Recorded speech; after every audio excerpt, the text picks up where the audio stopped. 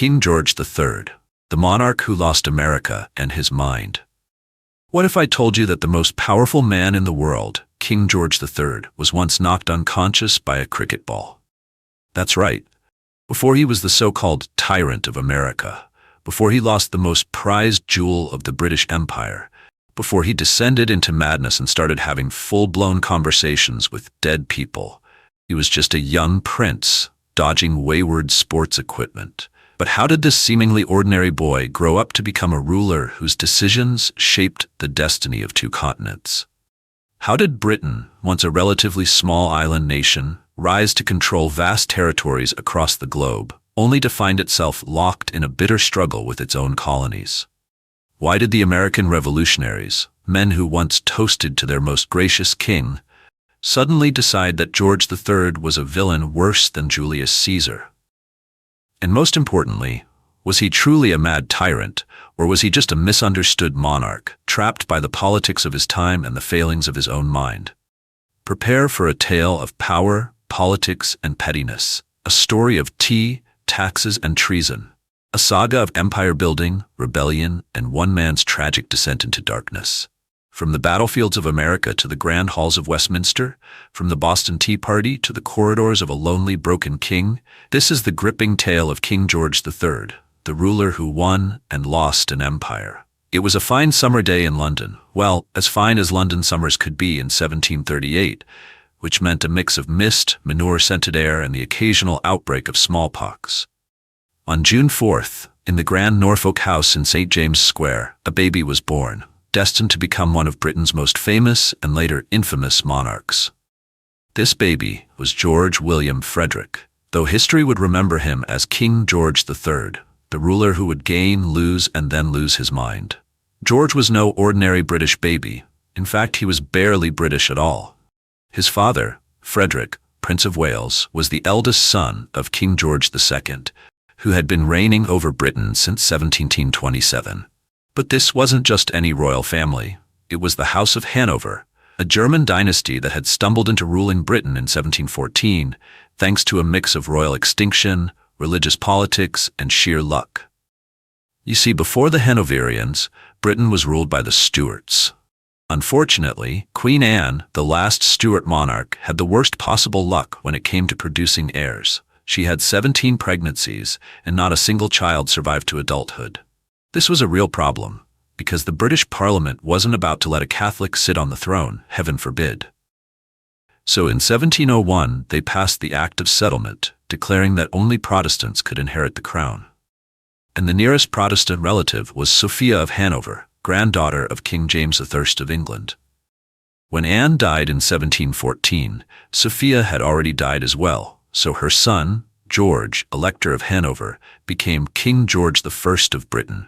Despite speaking no English and caring more about his German territories than his new kingdom. This led to George II, then Frederick, Prince of Wales, and finally baby George III, the first of the Hanoverian kings to actually be born in England. Imagine that. A British king who didn't start life speaking only German.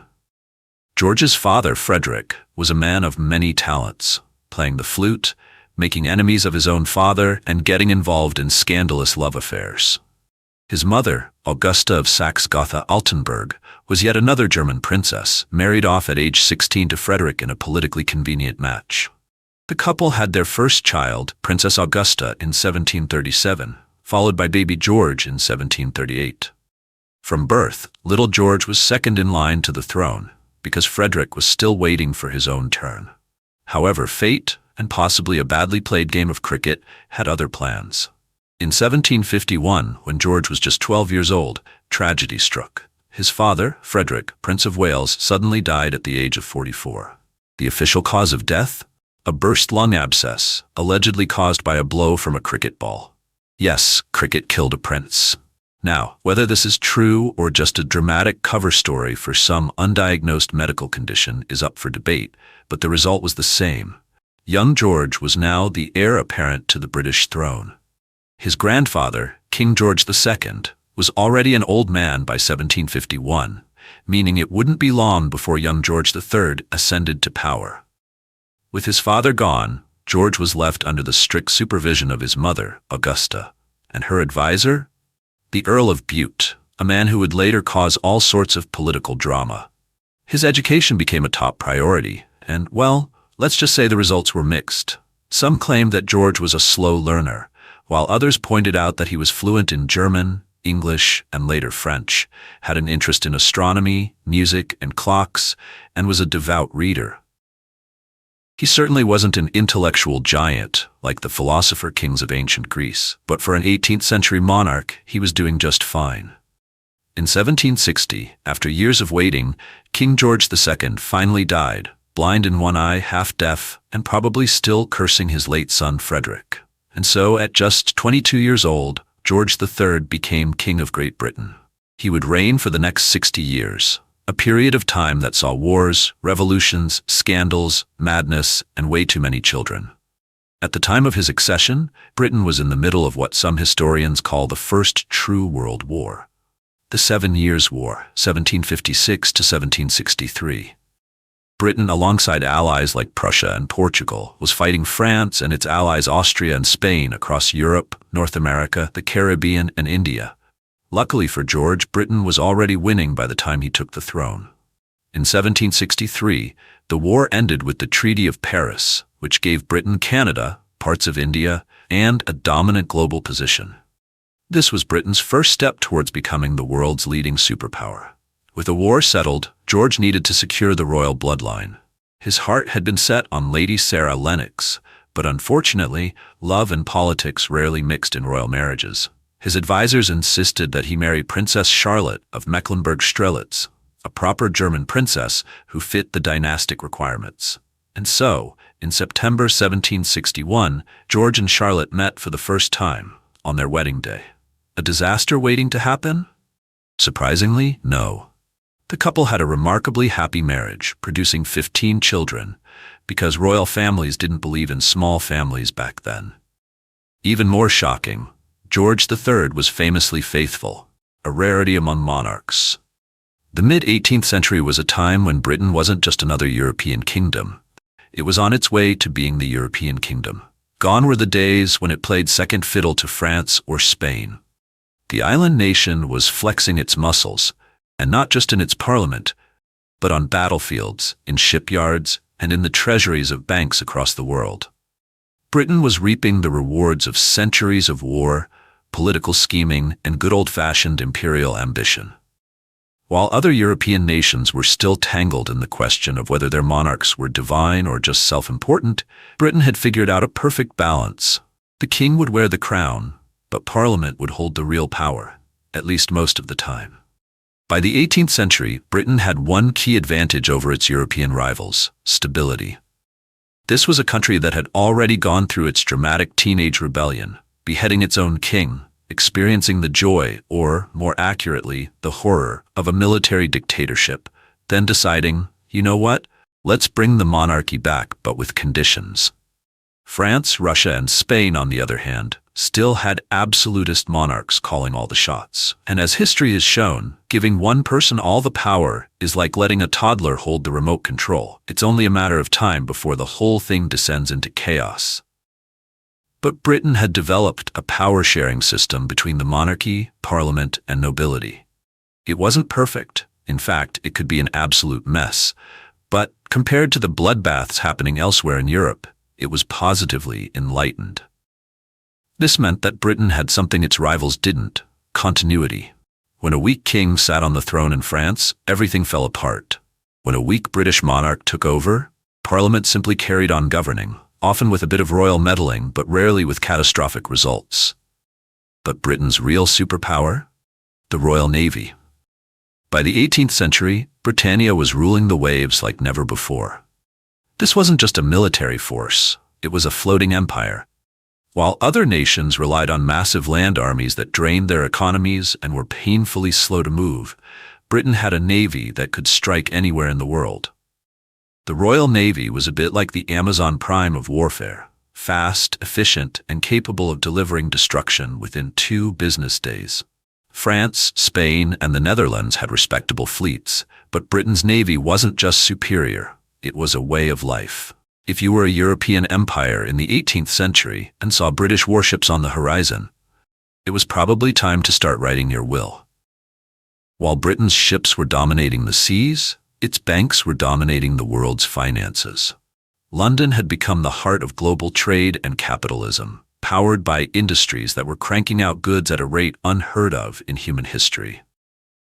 Proto-industrialization had taken root in Britain, meaning that instead of a single artisan making shoes in his workshop, there were now entire factories producing shoes for thousands. This mass production of goods, combined with Britain's ability to ship them everywhere, meant that British merchants were getting rich, very rich. The East India Company alone was practically running an empire within an empire, with its own private army, governors, and a budget that would make modern hedge funds look modest. And with colonies stretching from North America to the Caribbean to India, Britain's economic reach was unparalleled. So when George III took the throne, he wasn't stepping into a struggling nation. He was inheriting a powerhouse, an empire that was growing stronger by the day. But, as history would soon prove, power always comes with problems. Despite all of its power, Britain wasn't exactly a picture of unity. While most European countries had simple political struggles, usually between the king and the nobles, Britain had developed something far more complex: political parties. On one side were the Whigs, the champions of parliamentary power, and the merchant class. These guys wanted a strong government, but one controlled by them, not the king. Then there were the Tories, who were more conservative and generally more supportive of the monarchy. For George III, this was a headache that just wouldn't go away. He was supposed to rule, but Britain's political system made it nearly impossible to do so without stepping on someone's toes. And in the 1760s, those toes belonged to the Whigs, who weren't thrilled about George's increasing interference in government. One of George's first political moves was to appoint John Stuart, the Earl of Bute, as Prime Minister in 1762. Bute was a Scottish nobleman, a close friend of the royal family, and, if the gossip of the time is to be believed, perhaps too close to George's widowed mother. The Whigs were outraged. They saw Bute as an outsider, an interloper who had no business leading the country. Rumors swirled that George was going to behave like an absolutist king, using his personal favorites to control the government. The political instability of the 1760s had begun. By 1766, Britain's political scene was in chaos. The Whigs had won a majority, but no government seemed capable of lasting for long. Eventually, William Pitt the Elder, a towering figure in British politics, agreed to step in and stabilize the situation. Pitt was one of the most influential statesmen of the 18th century, known for his fiery speeches and unwavering belief in Britain's imperial destiny. He had been instrumental in Britain's success during the 7 Years' War, which saw Britain seize Canada from the French and expand its empire even further. But by the late 1760s, Pitt's influence was waning. He was in poor health, and he quickly grew frustrated with George III's continued meddling in government. In 1768, he resigned, citing the growing influence of Bute and the king's overreach. With Pitt out of the picture, George needed a new prime minister, one who would be more obedient. Enter Frederick North, better known as Lord North, a man who was about to preside over one of the most disastrous periods in British history. North was a solid, if unremarkable, politician. He wasn't particularly charismatic, nor was he an outstanding strategist, but he had one thing going for him: loyalty to the king. Unfortunately for Britain, his time as prime minister coincided with the growing discontent in the American colonies. The problem? Taxes. It is the early 1770s, and the British Empire is a behemoth straddling the globe. But across the Atlantic, in 13 pesky colonies, trouble is brewing, quite literally. By this time, the population of the colonies had swelled to an impressive 2.5 million people, compared to England's 8 million. This wasn't just a minor footnote in imperial records. It was a massive tax base, a golden goose, that Britain had no intention of letting slip through its fingers. But the problem with geese is, they don't like being plucked. The first real taste of colonial resentment had come with the Stamp Act of 1765, an insidious little piece of legislation that forced Americans to pay taxes on just about every piece of paper they touched, from newspapers to playing cards. Colonists were outraged. Why should they pay taxes to a government that didn't even give them representation in Parliament? No taxation without representation became the battle cry of an emerging resistance. And resist they did, with a vengeance. British officials found themselves harassed, attacked, and in some cases lucky to escape with their wigs intact. But if London thought this was just a phase, they were about to get a stronger, darker brew of American defiance. By the early 1770s, the British East India Company, arguably the most powerful corporation in the world, was in trouble. Decades of imperial expansion, corruption, and poor financial management had left it teetering on the edge of collapse. The company had millions of pounds of tea sitting uselessly in warehouses in London, gathering dust and losing value. To save their beloved cash cow, the British government, under Prime Minister Lord North, passed the Tea Act of 1773. The idea? Allow the East India Company to sell its tea directly to the American colonies, cutting out middlemen and making it cheaper than the tea smuggled in from Dutch sources. On paper, this should have been a win-win for everyone. The company offloaded its excess tea, colonists got a bargain, and the British government still collected taxes. But Americans weren't buying it, literally or figuratively. They saw the Tea Act for what it really was, a Trojan horse for British control. The cheaper tea wasn't a gift, it was a test of whether the colonies would accept taxation without representation. On the chilly evening of December 16, 1773, the situation boiled over in Boston. A group of political protesters, many of them disguised as Mohawk Indians, stormed aboard 3 British East India Company ships and dumped 342 chests of tea into Boston Harbor. The act was defiant, theatrical, and utterly enraging to the British government. The city reeked of protest and soggy tea leaves for days. As if that wasn't enough, a British customs officer, an unfortunate soul caught in the crossfire, found himself on the receiving end of one of the colonists' favorite punishments, tarring and feathering. Imagine being covered in boiling tar, then rolled in feathers like a human chicken nugget. Not exactly a warm diplomatic gesture. The message was clear. The colonies would not be pushed around. When news of the so-called Boston Tea Party reached London, King George III and Lord North's government saw red. Their response? The Boston Port Act, March 1774, which shut down the entire harbor until the city paid for the destroyed tea. No ships in, no ships out, an economic chokehold meant to bring the rebellious town to its knees. But rather than snuffing out dissent, the crackdown only fanned the flames of revolution. In response, the colonies took a bold step toward unity. In the autumn of 1774, delegates from 12 of the 13 colonies met in Philadelphia to form the First Continental Congress. Their mission? Send a direct petition to King George III demanding the repeal of oppressive British laws. But even before the ink dried on that petition, the situation spiraled out of control. By April 1775, tensions had reached their breaking point. On April 19th, British troops marched toward Lexington and Concord to seize colonial weapons stockpiles. But the Americans were ready. As dawn broke, a ragtag group of Minutemen, colonial militia trained to fight at a moment's notice, stood their ground. A single shot rang out, and history was changed forever. By July 4, 1776, the colonies weren't just fighting for better treatment, they were fighting for outright independence.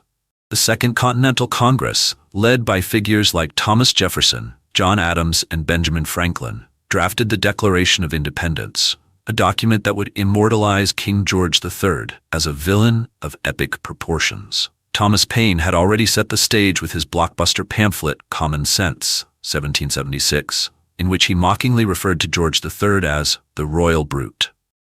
Jefferson took it even further, accusing the king of conspiring to enslave the American people, a wild claim, but one that rallied thousands to the revolutionary cause.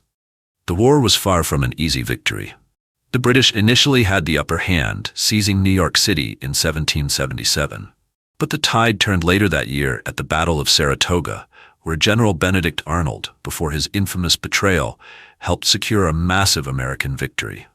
This win convinced France, and later Spain, to join the war against Britain.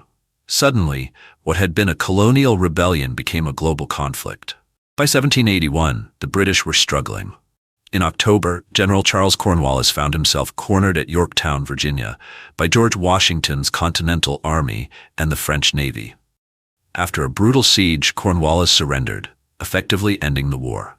Join the battle for history. Every empire rises and falls, but our channel's story is just beginning, and you are part of it. By subscribing, you help us bring history to life with epic battles, forgotten legends, and shocking twists that shaped our world. But history waits for no one. Turn on notifications so you never miss a moment. From Napoleon's triumphs to Waterloo's heartbreak, from Rome's glory to the trenches of war. Subscribe now and march with us through the pages of history. Let's grow this army of history lovers together. 2 years later, Britain officially recognized the United States of America in the Treaty of Paris, 1783. The British Empire had lost its most valuable colonies, and a new nation had been born. Was George III the tyrant that revolutionaries painted him as? Not exactly. He underestimated the American desire for self-rule, but he wasn't a cartoonish villain. When war broke out, he believed he was fighting a violent minority, not a full-scale revolution, a reasonable assumption given the slow communication of the time. But history is written by the victors, and in America, George III would forever be the symbol of oppression and tyranny. As for the Boston Tea Party, it remains one of the most famous acts of protest in history, an event that proved even the smallest act of rebellion could change the world. If there was one thing King George III hated, it was losing, which is why the American Revolution was an absolute nightmare for him. The loss of the 13 colonies was a blow to his pride, his kingdom, and, let's be honest, his mood. He would go on to mention it frequently in his later years, perhaps like an old man complaining about kids these days, but on an imperial scale. Yet, while one part of his empire slipped through his fingers, the rest of it was exploding across the map like a particularly ambitious game of Risk. By the time George sat down for his royal breakfast, Britain had firmly established itself as the dominant colonial power in both the East and the West. And so, while America was a bitter pill to swallow, the king could console himself with the knowledge that the British Empire had never been stronger. The 7 Years' War, 1756 to 1763, had been one of those massive global conflicts where nearly everyone fought everyone else for reasons nobody fully understood. Britain, with its typical flair for warfare, had emerged victorious, thrashing the French and gaining vast new territories. Canada was secured, meaning Britain now had control of ice, maple syrup, and a whole lot of polite people. Meanwhile, in India, Britain's power was growing exponentially. Sir Robert Clive, a man who looked at the map of India and thought, why not take it all, led the British in a string of victories that turned a few coastal trading posts into a sprawling colonial empire. Bengal, Calicut, and eventually even lands stretching toward Delhi came under British influence. By the time George III looked up from his royal desk, India was rapidly transforming from a commercial venture to a full-blown imperial possession. Meanwhile, on the high seas, the Royal Navy was flexing its muscles like a bodybuilder at a beach contest. The British fleet was the biggest, the fastest, and the deadliest in the world. By the 1770s, it was strong enough to protect far-flung possessions, including the tiny Falkland Islands in the South Atlantic, because even penguins needed to know who was in charge. And then, in a display of sheer audacity, Britain sent a certain Captain James Cook on a series of grand voyages to map out the Pacific. Cook discovered islands, charted Australia, and probably had a lot of awkward encounters with confused indigenous people. His voyages paved the way for Britain's colonization of Australia, which would later serve as a convenient place to send criminals and undesirable characters, a system that somehow resulted in the world's most beloved accent.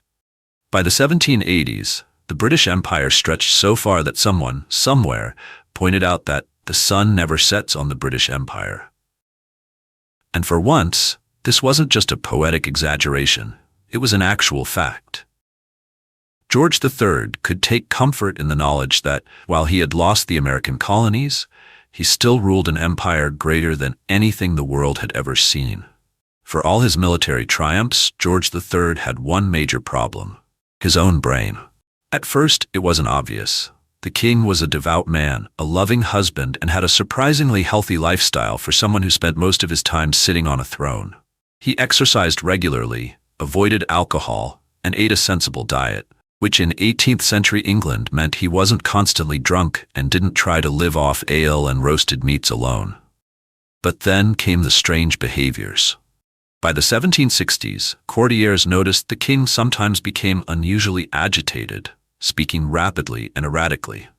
At first, this was dismissed as the stress of ruling an empire. But by the 1780s, it was impossible to ignore. George would talk for hours without stopping, write letters that were thousands of words long, without punctuation, and even foamed at the mouth on occasion. It was deeply alarming. The royal physicians were baffled. Was it madness? A curse? Too much tea? Some historians now believe George suffered from porphyria, a liver disease that can cause hallucinations and turn urine purple, a symptom as regal as it was disturbing. Others argue he may have had severe manic episodes. Whatever the cause, the king's condition became so extreme in 1788 that a full-blown constitutional crisis erupted. For the first time in British history, serious discussions were held about whether the king was fit to rule. A regency government, with his son George IV at the helm, was nearly established. But miraculously, after a visit to Cheltenham Spa, which may have been little more than a fancy bathhouse, George III recovered, for the time being. Yet the shadows of his illness loomed. The whispers of "Mad King George" would never fully disappear. Just as George was regaining his wits, France decided to implode spectacularly. In 1789, the French Revolution erupted, and within months, King Louis XVI found himself in an awkward situation, namely, imprisoned in his own palace. By 1792, France had gone from a monarchy to a bloodthirsty republic, and in 1793, Louis and his wife, Marie Antoinette, were guillotined. George III was appalled. Say what you will about kings, but beheading one was simply not cricket. The execution of Louis XVI sent shockwaves through Europe. Britain, along with Austria and several other powers, immediately declared war on France, beginning the French Revolutionary Wars. For the next 2 decades, Britain would be locked in an epic struggle against France, first against the revolutionary government, and later against a Corsican upstart named Napoleon Bonaparte. The British government, under the brilliant but overworked Prime Minister William Pitt the Younger, poured everything into defeating France. Pitt, despite being only 24 when he became Prime Minister, was a political mastermind who understood Britain's need for financial and military reform. He streamlined taxation, bolstered the Royal Navy, and played a crucial role in ensuring Britain remained at the center of anti-French coalitions. If anyone could keep the empire together while George was preoccupied with potential madness, it was Pitt. While Britain was busy fighting France, trouble brewed closer to home, in Ireland. Ireland had long been Britain's problem child, largely because the majority of its population was Catholic and resented English rule. In 1798, inspired by the French Revolution, a major uprising broke out. The rebellion was supported by the French, who sent an expeditionary force to assist the Irish revolutionaries.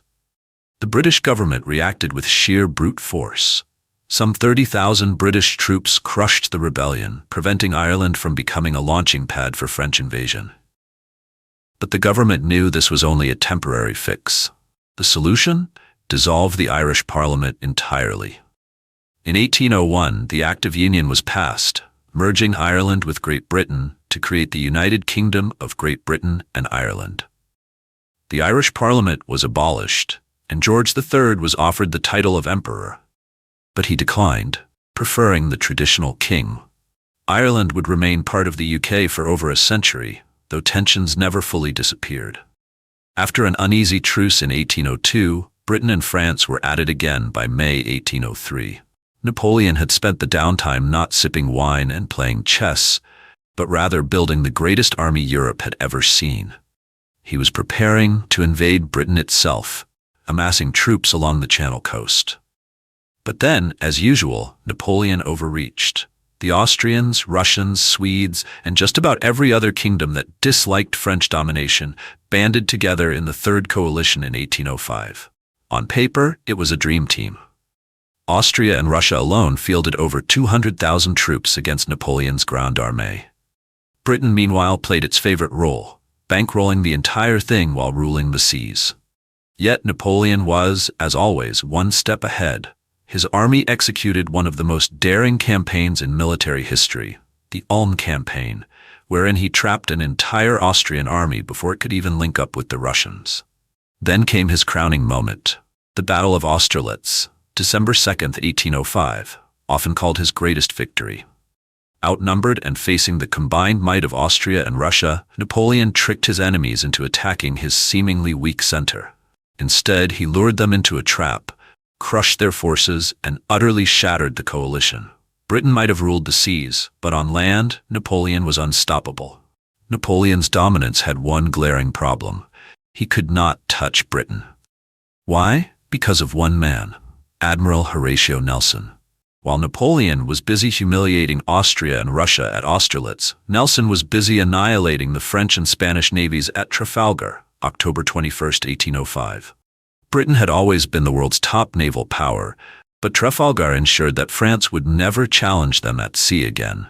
Any hope Napoleon had of invading Britain vanished with the shattered hulls of his fleet. Frustrated, Napoleon tried another tactic: economic strangulation. In 1806, he declared the Continental System, a grand plan to cripple Britain by cutting off its trade with mainland Europe. Every country under French influence was forced to boycott British goods. Did it work? Not quite. Britain, ever the master of smuggling and black market trade, simply found new ways in, often through Spain, Portugal, and most crucially, Russia. Even Napoleon's supposed allies, including Tsar Alexander I of Russia, secretly kept trading with the British. The Continental System ended up hurting Napoleon's allies more than Britain, which only fueled more resentment against his rule. If Britain was an irritation to Napoleon, Spain would become a bleeding wound. By 1808, Napoleon's ambitions had grown so vast that he decided to install his own brother, Joseph Bonaparte, as King of Spain. This was a catastrophic mistake. The Spanish people, deeply Catholic and fiercely independent, erupted in open rebellion. And who was behind the rebellion? You guessed it, Britain. Enter Arthur Wellesley, later known as the Duke of Wellington, a British general who would become Napoleon's greatest adversary. The Spanish guerrillas, backed by British forces, turned Spain into a nightmare battlefield for the French. Napoleon had planned to march in, crush the resistance, and return to Paris. Instead, Spain became his Vietnam, a drawn-out, brutal guerrilla war that drained French manpower and morale. This war, more than any other, would bleed the French dry. While Napoleon was conquering half of Europe, Britain was undergoing a revolution of its own, but not a military one. The Industrial Revolution had begun, transforming Britain from an agrarian society into the world's first industrial powerhouse. George III, despite his increasing bouts of madness, was deeply interested in agricultural innovation. Dubbed Farmer George, he championed crop rotation, selective breeding, and land drainage improvements. Meanwhile, textile machines like the spinning jenny, invented in 1764, and steam engines perfected by James Watt were revolutionizing industry. This economic transformation would later allow Britain to sustain its endless wars against Napoleon, since its factories could mass-produce weapons, uniforms, and goods faster than any other nation. While Britain fought Napoleon abroad, it also fought a moral battle at home. The abolitionist movement had been gaining strength for decades, led by figures like William Wilberforce. In 1807, after relentless campaigning, the Slave Trade Act was passed, making it illegal for British ships to participate in the transatlantic slave trade. George III had long privately opposed slavery, calling it repugnant. Though the institution itself wouldn't be fully abolished until 1833, this was a monumental step toward ending one of history's greatest atrocities. By the early 1810s, Napoleon was facing his downfall. His ill-fated invasion of Russia in 1812 and subsequent defeat at Leipzig in 1813 would seal his fate. But George III would not see the final victory. His mental health had deteriorated beyond repair. By 1811, his son, the Prince of Wales, later George IV, was officially acting as regent. Yet, his intellectual legacy remained. His vast personal library, one of the greatest collections of books ever assembled, would later form the heart of the British Museum Library, now the British Library. By the late 18th century, Britain and France were like two old neighbors who just couldn't stop throwing rocks at each other's windows. The war between them had been dragging on for so long that no one really remembered how it started, just that it wouldn't end. And in the middle of all this chaos stood two men. Napoleon Bonaparte, the diminutive Corsican who had somehow crowned himself emperor and taken control of most of Europe, and King George III, who was having enough trouble controlling his own mind, let alone an empire. While Napoleon pranced about the continent, turning entire kingdoms into his personal chessboard, Britain remained the one thorn in his side that he just couldn't pluck. The French emperor had conquered Austria, humbled Prussia, and bullied Spain into submission, but across the Channel, those pesky redcoats still refused to give up. And then came the Iberian Peninsula, Napoleon's ulcer.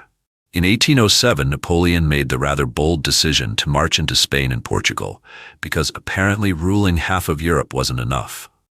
He quickly realized, however, that invading the Iberian Peninsula was like stepping into a nest of angry hornets. Hornets armed with rifles and a deep hatred for foreign invaders. The Spanish and Portuguese, rather than rolling over like some of Napoleon's previous victims, decided to turn every village, mountain, and alleyway into a battlefield. Enter Arthur Wellesley, the man who would one day be known as the Duke of Wellington, but for now was just another British general with a knack for winning battles. Wellesley arrived in Portugal with a small British force and quickly turned the war into a nightmare for the French. The Peninsular War, as it would be known, became a festering wound that bled Napoleon's resources dry. Every time the French tried to assert control, the British, Spanish, and Portuguese simply dug in and fought back. It was guerrilla warfare at its finest, and for Napoleon, it was a logistical disaster. As the war dragged on, Wellesley's forces slowly but surely drove the French back, forcing Napoleon to commit more and more troops to a war he couldn't win. The emperor may have controlled Europe, but in Spain he was losing control of everything, including his patience. If Spain was an ulcer, Russia was a full-blown organ failure. By 1812, Napoleon had had enough of minor distractions. He wanted one final, decisive victory that would cement his place in history. And so, in June of that year, he made a fateful decision. He would invade Russia. It was, in hindsight, the single worst decision of his career. Napoleon marched into Russia with the largest army Europe had ever seen, over 600,000 men, a force so massive that it seemed unstoppable. But the Russians, rather than giving him the glorious battle he craved, simply retreated. They burned everything in their path, villages, crops, entire cities, leaving Napoleon's army with nothing to eat and nowhere to rest. By the time the French reached Moscow, they found a city in flames and winter fast approaching. Then came the snow. With temperatures dropping to bone-cracking lows, Napoleon's once mighty army began to collapse. Horses froze to death mid-stride, men starved in the wilderness, and entire regiments were wiped out by the brutal Russian winter. By the time the shattered remnants of Napoleon's army limped back to France, barely 100,000 men remained. It was the beginning of the end. As Napoleon's empire began to crumble, a coalition of European powers, Russia, Prussia, Austria, and of course Britain, decided it was finally time to finish him off. Throughout 1813 and 1814, the French were pushed back on all fronts. The decisive blow came at the Battle of Leipzig, where Napoleon's 200,000 troops were crushed by an Allied force nearly twice their size. By 1814, Paris itself was under siege, and Napoleon, the once invincible emperor, was forced to abdicate. He was sent into exile on the island of Elba, where he was given a small palace and a few hundred soldiers to keep him company.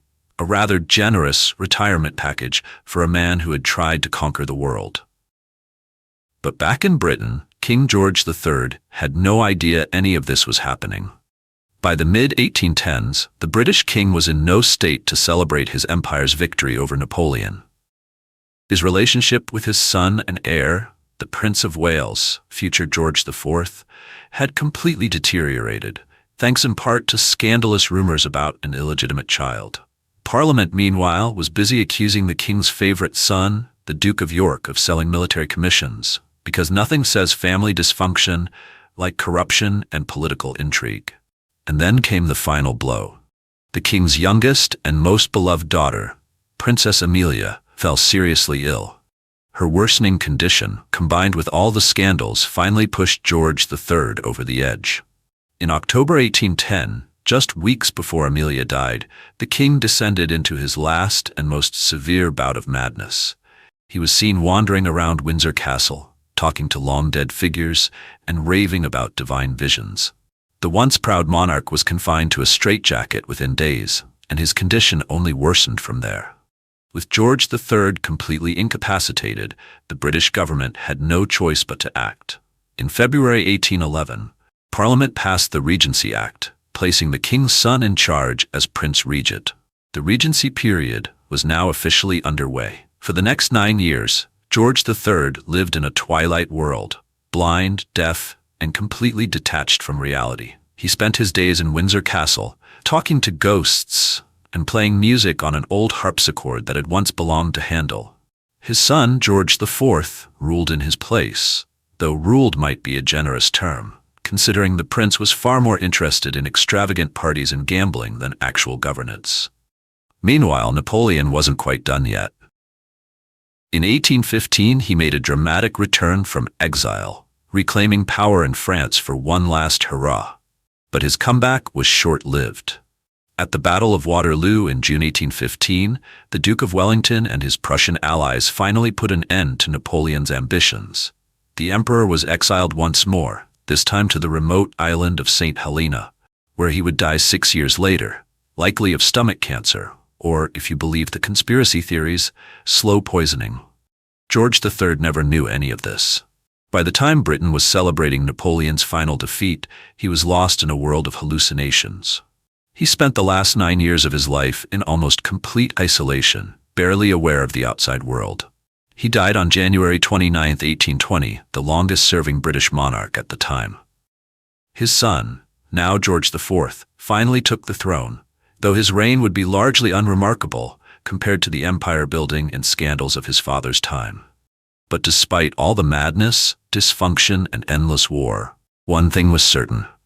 Britain had emerged as the most powerful empire in the world. The Pax Britannica had begun, and the seeds of the British Empire's dominance in the 19th century had been firmly planted. And somewhere, in his silent, fading mind, perhaps King George III, mad though he was, would have been proud. Join the battle for history. Every empire rises and falls, but our channel's story is just beginning, and you are part of it. By subscribing, you help us bring history to life with epic battles, forgotten legends, and shocking twists that shaped our world. But history waits for no one. Turn on notifications so you never miss a moment. From Napoleon's triumphs to Waterloo's heartbreak, from Rome's glory to the trenches of war. Subscribe now and march with us through the pages of history. Let's grow this army of history lovers together.